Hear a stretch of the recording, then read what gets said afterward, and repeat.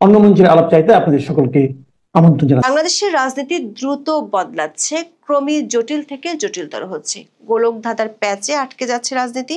সেই গোলকধাঁধায় এই মুহূর্তে সবচেয়ে বড় ফ্যাক্টর হলো কার্যক্রম নিষিদ্ধ থাকা দল আওয়ামী লীগ। নির্দিষ্ট করে বললে দলটির সাম্প্রতিক সময়ের তৎপরতা সরকার, বিএনপি, জামাত ইসলামী ও এনসিপি মানে বাংলাদেশের রাজনীতির প্রধান পক্ষগুলোর জন্য আওয়ামী লীগ ভিন্ন ভিন্ন চিন্তার কারণ হয়ে দাঁড়িয়েছে।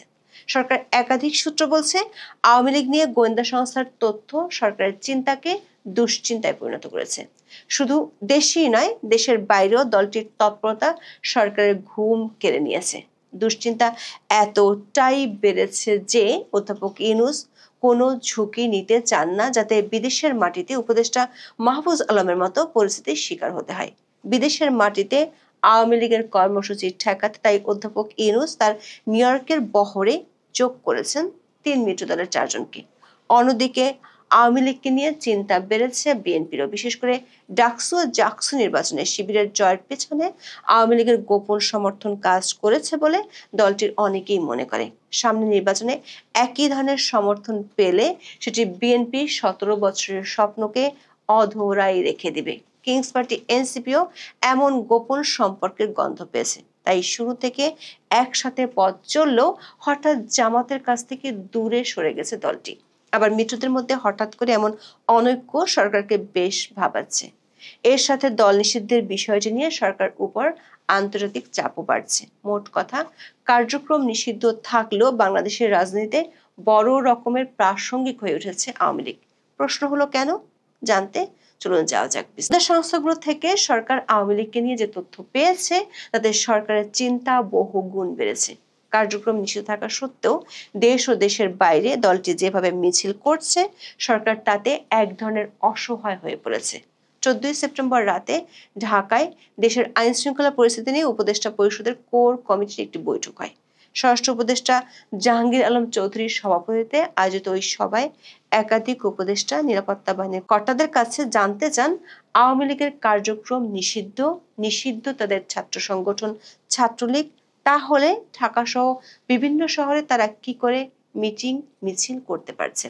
পুলিশ কেন জানতে পারছে না এইসব মিছিলের খবর? জবাবে গোয়েন্দা সংস্থার প্রতিনিধিগুলো যা বলছে তা শুনে সরকার উপর মহলের চোখ ছানা বড়া হয়ে গেছে। তারা বলছে সমর্থন বাড়ছে আওয়ামী লীগের। শেখ হাসিনার দলকে দেখে লোকজন এখন আর অতটা বিরক্তি প্রকাশ করছে না যতটা গত বছরের ৫ই আগস্টের পর করত। এমনকি আওয়ামী লীগের কর্মসূচিতে বাধাও দিচ্ছে না। সূত্রগুলো বলছে, প্রায় ১ মাস হতে চলল আওয়ামী লীগ মাঠে ময়দানে সক্রিয়। প্রতিদিনই রাজধানী সহ দেশের একাধিক জায়গায় মিছিল করছে দলটির নেতাকর্মীরা। ১৬ই আগস্ট ঘটেছে আর এক অভিনব কাণ্ড। ঢাকার শ্যামলীতে আওয়ামী লীগের মিছিল থেকে আটক কয়েকজনকে ককটেল ফাটিয়ে ছিনিয়ে নেয়ার তথ্য দিয়েছে পুলিশ। ঘটনাস্থলে থাকা একজন পুলিশ সদস্য BDNews24.com-কে বলেছে, বেলা ১১টার দিকে শ্যামলীর শিশু মেলার মোড় থেকে আওয়ামী লীগের নেতাকর্মীরা মিছিল বের করে আগারগাঁওয়ের দিকে যাওয়া শুরু করলে পুলিশ সেখান থেকে ৫-৬ জনকে ধরে ফেলে। এরপর পেছন থেকে আওয়ামী লীগের আরেকটি দল ২৫ থেকে ৩০টি মোটরসাইকেলে করে এসে কয়েকটি ককটেল ফাটিয়ে পুলিশের কাছ থেকে আটকদের টেনে হিঁচড়ে ছাড়িয়ে নিয়ে যায়। পুলিশের ভাষায় ছিনিয়ে নেওয়া দলটি ছিল আওয়ামী লীগের ব্যাকআপ টিম। ঢাকায় পুলিশের একজন ঊর্ধ্বতন কর্মকর্তা বলেছেন, এ ধরনের কৌশল প্রমাণ করে দলটি বেশ সংগঠিত হয়ে গেছে। তারা কৌশলে নিজেদের শক্তি প্রদর্শন করছে। দেশের চেয়ে দেশের বাইরে বেশি শক্তি প্রদর্শন করছে আওয়ামী লীগ, যা বাংলাদেশের দাতা গোষ্ঠীর কাছে সরকার সম্পর্কে নেতিবাচক বার্তা পৌঁছে দিচ্ছে। উপদেষ্টা আসিফ নজরুলের পর মাহফুজ আলম বিদেশের মাটিতে আওয়ামী লীগ নেতাকর্মীদের হাতে নাজেহাল হয়েছেন। ১৭ সেপ্টেম্বর সাংবাদিকদের কাছে পররাষ্ট্র উপদেষ্টা বিষয়টি স্বীকারও করেছেন। বলেছেন, এটা ঠেকানোর উপায় আমাদেরও নেই, তাদেরও নেই।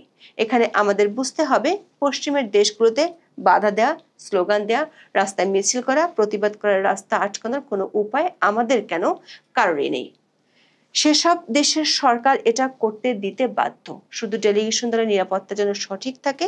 ১৫ সেপ্টেম্বর লন্ডনের বিখ্যাত ট্রাফালগার স্কয়ারে স্থানীয় আওয়ামী লীগ ইউনূস সরকারের বিরুদ্ধে বেশ বড় সড় শোডাউন করেছে। বাংলাদেশের স্বাধীনতা যুদ্ধের সময় একই ধরনের একটি শোডাউন হয়েছিল, এমন ভিডিও দিয়ে সামাজিক মাধ্যমে বিষয়টি ভাইরাল হয়েছে। বিদেশের মাটিতে উপদেষ্টাদের নাজেহাল হওয়া ও দলটির তৎপরতা সরকারকে আন্তর্জাতিক অঙ্গনে ভাবমূর্তি নিয়ে চিন্তায় ফেলেছে। এরই মধ্যে অধ্যাপক ইউনূস যাবেন নিউ ইয়র্কে জাতিসংঘের সম্মেলনে যোগ দিতে। সেখানে অনেক দেশের সরকার প্রধানরা যাবেন। তাদের সম্মুখে আওয়ামী লীগ যদি একই রকম তৎপরতা চালায় তাহলে সেটি শান্তিতে নোবেল বিজয়ী অধ্যাপক ইউনূসের জন্য বেশ বিব্রতকর হবে।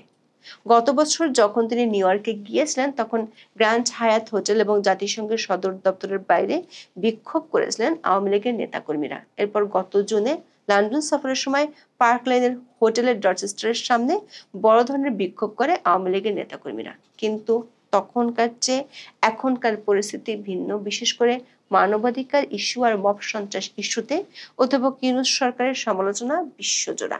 এমন এক পরিস্থিতির মধ্যে নিউ ইয়র্ক সফরে যাচ্ছেন অধ্যাপক ইউনূস। তার এই সফরকে কেন্দ্র করে বড় ধরনের প্রতিবাদ কর্মসূচির পালনের পরিকল্পনা করছে যুক্তরাষ্ট্র আওয়ামী লীগ। দলটির নেতারা বলছেন এসব কর্মসূচিতে যুক্তরাষ্ট্রের বিভিন্ন রাজ্য থেকে সমর্থকেরা যোগ দিবেন, এমনকি ইউরোপের বিভিন্ন দেশ থেকেও আসবেন নেতাকর্মীরা।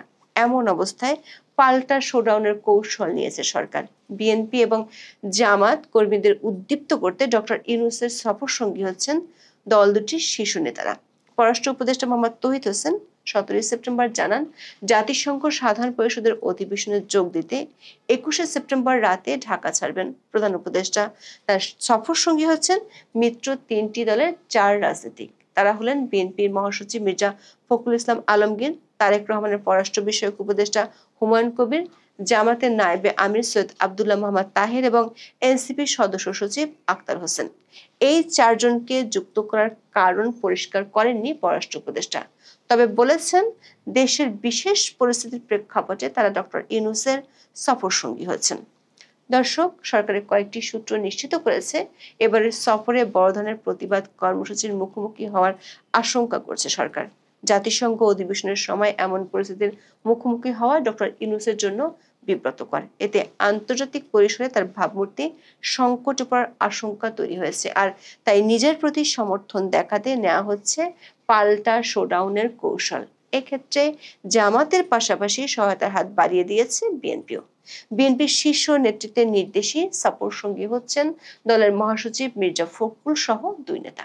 যুক্তরাষ্ট্রে এনসিপির তেমন কোনো অস্তিত্ব না থাকলেও তাদের এক নেতাকেও নেওয়া হচ্ছে কিংস পার্টির কোটায়।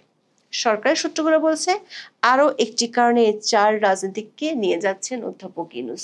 সেই কারণটি বোঝার জন্য ফিরে যাই 14 সেপ্টেম্বর আইন শৃঙ্খলা সংক্রান্ত কোর কমিটির বৈঠকে।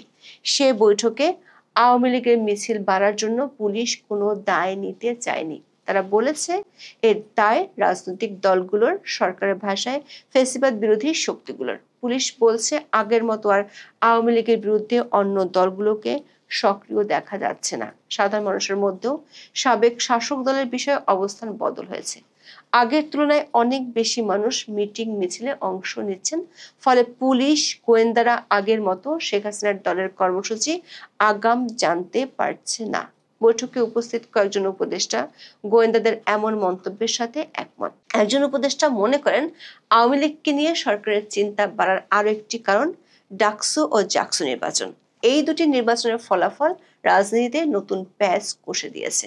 গোয়েন্দাদের দাবি এই 2 ছাত্র সংসদ নির্বাচনে আওয়ামী লীগের ছাত্র সংগঠন, নিষিদ্ধ ছাত্রলীগের ভালো সমর্থন পেয়েছে ইসলামী ছাত্র শিবির। আর এই 2 নির্বাচনের ছাত্রদলকে ওভার বাউন্ডারি মেরে একেবারে স্টেডিয়ামের বাইরে পাঠিয়ে দিয়েছে শিবির।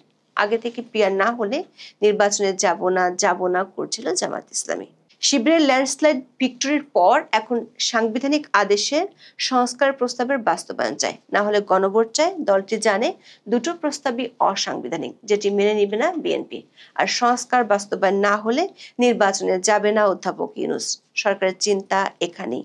অন্তর্বর্তী সরকার দায়িত্ব নেওয়ার পর থেকে জামাত ইসলামী অকুণ্ঠ সমর্থন দিয়ে গেছে, কিন্তু ডক্টর মোহাম্মদ ইউনূসের সাথে লন্ডন বৈঠকের পর দলটির আচরণ পাল্টে যেতে শুরু করে। অধ্যাপক ইউনূসের কথা দেয়া ফেব্রুয়ারিতে নির্বাচন শঙ্কার মুখে পড়েছে তার সবচেয়ে বড় মিত্র জামাত ইসলামের কারণে। সবশেষ ঐক্যমত্য কমিটির বৈঠকে অধ্যাপক ইউনূসের সামনে দলটির সহকারী সেক্রেটারি জেনারেল হামিদুর রহমান আজাদ বলেছিলেন প্রয়োজনে কমিশনের মেয়াদ বাড়ানোর জন্য। সরকার সে মোতাবেক কমিশনের মেয়াদ দ্বিতীয় দফায় আরো 1 মাস বাড়িয়েছে। অথচ 16 সেপ্টেম্বর দলটির নায়েবে আমির সৈয়দ আব্দুল্লাহ মোহাম্মদ তাহির ঐকমত্য কমিশনের মেয়াদ বাড়িয়ে সময় ক্ষেপণ করা হচ্ছে কিনা সেই প্রশ্ন তুলেছেন। চলতি সপ্তাহে রাজপথে আন্দোলনে নামছে জামাত ইসলামী সহ 9টি দল। এদের বেশিরভাগই ইসলামপন্থী দল। দলগুলো যুগপৎ আন্দোলনের কথা না বললেও তাদের দাবি অভিন্ন এবং একই সময় আন্দোলনে নামার সিদ্ধান্ত নিয়েছে। আবার বিবিসির খবরে বলা হয়েছে এনসিপির সাথে জামাতের দূরত্ব বেড়েছে, সেটিরও কারণ আওয়ামী লীগ ইস্যু। সরকারের সূত্রগুলো বলছে মিত্রদের মধ্যে অনৈক্য ডক্টর ইউনূসের জন্য বিপদ যে ডেকে আনছে সেটি তিনি বুঝে গেছেন। তাই মিত্র দলগুলোর শীর্ষ নেতাদের একেবারে সরকারি টাকায় সফরে নিয়ে মাছের তেলে মাছ ভাজতে চান তিনি। নিয়ে যাচ্ছে নিউ ইয়র্কে, লক্ষ্য 3 মিত্রকে আলোচনার টেবিলে বসানো, সংস্কার আর নির্বাচন ইস্যুতে দৃশ্যমান দূরত্ব দূর করার জন্য আসন ভাগাভাগি আলোচনা শুরু করা। আবার বিদেশি দাতা সংস্থাগুলোর পক্ষ থেকে দল নিষিদ্ধের বিষয়টি নিয়ে তৎপরতা শুরু হয়েছে, সেটি কিভাবে ঠেকানো যায় সে আলোচনাও সেরে ফেলা। এর মধ্যে বিএনপির পক্ষ থেকে দল নিষিদ্ধের বিরুদ্ধে আওয়াজ তোলা হচ্ছে। বিষয়টি হঠাৎ মনে হলেও এর পেছনে আছে আন্তর্জাতিক চাপ। বিশেষ করে গত 2 সপ্তাহে বাংলাদেশে নিযুক্ত মাইকেল মিলার কয়েকটি রাজনৈতিক দলের সাথে এই ইস্যুতে বৈঠক করেছেন। সবশেষ 17 সেপ্টেম্বর জেনারেল ওয়াকারুজ্জামানের সাথেও বৈঠক করেন মিলার। ইউর পক্ষ থেকে দল নিষিদ্ধের বিষয়ে তাদের চরম আপত্তির কথা জানিয়ে দেওয়া হয়েছে। এখন দেখার বিষয় আওয়ামী লীগের মাঠের প্রতিরোধ ঠেকাতে এবং পর্দার আড়ালের চাপ দূর করতে অধ্যাপক ইউনূস নিউ ইয়র্ক সফরের জন্য যে এক ঢিলে 2 পাখি মারার কৌশল নিয়েছেন সেটি কতটুকু সফল হয়। এখন এ পর্যন্ত। সবাই ভালো থাকুন, সুস্থ থাকুন, নিরাপদে থাকুন।